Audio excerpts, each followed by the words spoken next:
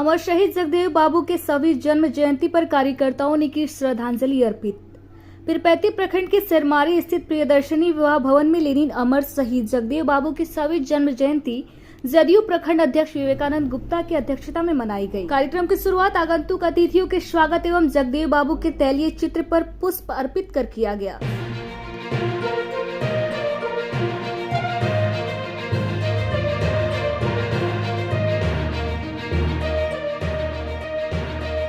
इस दौरान राज्य महादलित आयोग के पूर्व सदस्य संजय राम, प्रखंड अध्यक्ष विवेकानंद गुप्ता, तकनीकी प्रदेश महासचिव गोपाल सिन्हा, जिला परिषद सदस्य धनंजय कुमार, मुखिया अमरेंद्र कुमार बंटू, मुखिया प्रतिनिधि महादेव मंडल, अनिरुद्ध महतो, मधुसूदन यादव, पंकज कुमार, फणिकांत सिन्हा आदि वक्ताओं एवं उपस्थित कार्यकर्ताओं ने जगदेव बाबू की जीवनी पर विस्तृत रूप से प्रकाश डाला और उनके पद चिन्हों पर चलने का संकल्प लिया। पद चिन्हों पर हमारे माननीय मुख्यमंत्री ने आज जो आप देख रहे हैं, चाहे प्रकाश नारायण के विचार हो, चाहे राम मनोहर लोहिया का विचार हो, चाहे कर्पूरी ठाकुर नायक कर्पूरी ठाकुर का विचार, उन्हीं विचारों को लेके आपके माननीय मुख्यमंत्री जी चल रहे और उसी का नतीजा है आज बिहार में जो जातीय गणना हो रहा। आप देख रहे हैं कि इस पर भाजपा के लोग इस तरह से मतलब व्याकुल है, जातीय गणना नहीं हुई। आज आप देखें कि अभी नगर निकाय का जो चुनाव हुआ उसमें भी भाजपा के लोगों ने चाहा कि अति पिछड़ा के आरक्षण को समाप्त कर दिया जाए, लेकिन माननीय मुख्यमंत्री जी ने कहा कि मेरे रहते अति पिछड़ों का आरक्षण कोई माई का लाल समाप्त नहीं कर सकता। इन लोगों ने समझिए कि कोर्ट भी गया, मतलब एक बार स्टे भी हो गया, दोबारा भी लोग कोर्ट गया और लोगों ने अफवाह उड़ाया कि चुनाव के बाद कैंसिल हो जाए।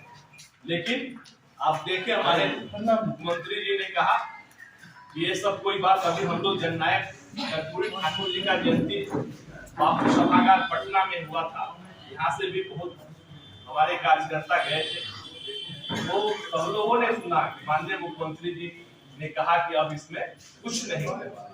तो मंत्री का जो ये है न्याय के साथ विकास, पिछड़ा अति पिछड़ा दलित महादलितों के लिए जो उन्होंने किया है, अगर उसका व्याख्यान करे हम लोग तो दिन भर लग जाए। किसी जन्मोत्सव का कार्यक्रम या उत्साह का कार्यक्रम होता है और अमर शहीद जगदेव बाबू की 100वीं जयंती समारोह में अगर हम उपस्थित है तो निश्चित रूप से इनके विषय में हमें जानकारी होनी चाहिए। अमर शहीद जगदेव बाबू ने क्या किया? क्योंकि अमर शहीद जगदेव बाबू ने ही कहा था जिसको जानो उसको मानो, और इन्होंने क्या कहा था कि लड़ाई के मैदान में अगर आप उतरते हो तो आपको दोस्त और दुश्मन का पहचान होना चाहिए। जिस व्यक्ति को दोस्त और दुश्मन का पहचान नहीं होगा वो लड़ाई कभी जीत नहीं सकता। इसलिए युद्ध भूमि में जाने से पहले आपके पास अस्त्र शस्त्र भी वैसा होना चाहिए। अस्त्र शस्त्र का मतलब है विचार। जो व्यक्ति विचारों से लैस नहीं है वो कभी भी अपना झंडा नहीं गाड़ सकता। विद्या ददाति विनयम, जिसके पास विद्या नहीं है, सोच नहीं है, वो अभी जंग नहीं जीत सकता। आज पूरे बिहार में प्रदेश जदयू के निर्देशानुसार हर प्रखंड में जगदेव बाबू की जयंती और जिला मुख्यालय में भी जयंती मनाया जा रहा है। उसी के तहत पीरपैंती में भी आज हम लोगों ने जयंती मनाया है। जगदेव बाबू दलित शोषित अति पिछड़ों के आवाज थे। जगदेव बाबू का नारा था 100 में 90 शोषित है और 90 भाग हमारा है, धन धरती और राजपाट में भागीदारी चाहिए। ये उनका नारा था, जिसकी जितनी संख्या उतनी उसकी हिस्सेदार। आज उन्हीं पद चिन्हों पर मतलब हमारे माननीय मुख्यमंत्री नीतीश कुमार आज जो आप देख रहे हैं जातीय जनगणना जो हो रहा है, आज उनका सपना साकार होगा। जातीय जनगणना से किनकी जनसंख्या कितनी है उसी हिसाब से सब लोग को भागीदारी होगी। और आज हमारे सब जदयू के साथियों ने संकल्प लिया है कि उनके विचारों को हम लोग मतलब जन जन तक पहुंचाने का कार्य करेंगे। आज पीरपैंती की इस धरती पर आदरणीय भाई विवेकानंद गुप्ता जी की अध्यक्षता में कार्यक्रम का आयोजन हुआ, जो प्रखंड अध्यक्ष कमेटी के हैं, और बहुत ही सफल शानदार कार्यक्रम रहा। और जगदेव प्रसाद जी की जयंती के अवसर पर जो श्रद्धांजलि देने वाला था, लोगों का तांता लगा रहा। और जगदेव बाबू ने हमेशा समाज को एक करने के लिए, समतामूलक समाज की स्थापना के लिए सर्वत्र वो पूरे जीवन पर्यंत आंदोलन करते रहे। उनका एक ही कहना था कि जिसकी जितनी संख्या भारी उसकी उतनी हिस्सेदारी।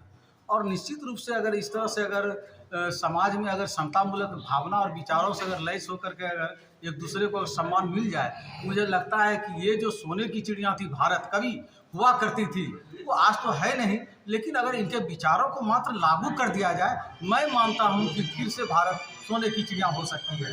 और महिलाओं के प्रति भी उन्होंने अच्छा कहा है कि एक गाड़ी के अगर सभी चक्के एक समान अगर ठीक ठाक हो तभी गाड़ी चल सकती है, तो महिलाओं को भी आगे लाने का उन्होंने दिया। और इसी क्रम में आपने देखा होगा कि बिहार में महिलाओं को सबसे बेसी सम्मान किसी ने दिया, तो वो विकास पुरुष आदरणीय श्री नीतीश कुमार जी, जो बिहार के मुख्यमंत्री है। उन्होंने हमेशा महिलाओं को पंचायती राज व्यवस्था हो या सरकारी नौकरी हो, तमाम जगह पर बिहार ने पूरे देश में अगर सबसे अव्वल दर्जा अगर कहीं मिला है महिलाओं को, वो है बिहार। इसलिए मैं आदरणीय नीतीश कुमार जी को भी सैल्यूट करता हूँ। और उपेंद्र कुशवाहा जी और हमारे राष्ट्रीय अध्यक्ष आदरणीय ललन सिंह जी, जो रोज कार्यकर्ताओं से मिलते हैं, डेली समय देते हैं बिहार में, और वो तमाम लोगों की बातों को सुनते हैं, फरियाद को सुनते हैं। निश्चित रूप से इसका मैसेज समाज में जा रहा है। और आज लोगों ने संकल्प लिया है कि जगदेव प्रसाद जी के विचारों से लैस होकर हम समाज को अवगत कराएंगे, और माननीय बिहार के विकास पुरुष मुख्यमंत्री श्री नीतीश कुमार जी के जो काम है उसको समाज तक पहुंचाएंगे। आदरणीय ललन कुमार सिंह जी, तमाम और बिहार प्रदेश के अध्यक्ष, तमाम लोगों का जो विचार है, जो काम करने का जो ढंग है, शैली है, वो समाज तक जाएगा। और आने वाले समय में जो पूरे देश में आज एक नज़र से लोग टकटकी लगाए नीतीश कुमार जी के राह देख रहे हैं कि वो आवे और देश का बागडोर अपने हाथ में ले और समतामूलक समाज और जगदेव प्रसाद जी के बाबा साहब डॉक्टर अम्बेडकर के सपनों को साकार करे और इसे फिर से सोने की चिड़िया बनाए। हमें उम्मीद है कि आने वाले लोकसभा चुनाव में इस देश का बागडोर आदरणीय नीतीश कुमार जी के हाथों में होगा और देश पुनः सोने की चिड़िया होगी, इसमें कोई शक नहीं है। बहुत बहुत धन्यवाद। लोगों को संदेश देना है, पंचायती राज प्रकोष्ठ से जिला अध्यक्ष के नाते पंचायत तिरुपति हमें अध्यक्ष जी भेजे गए।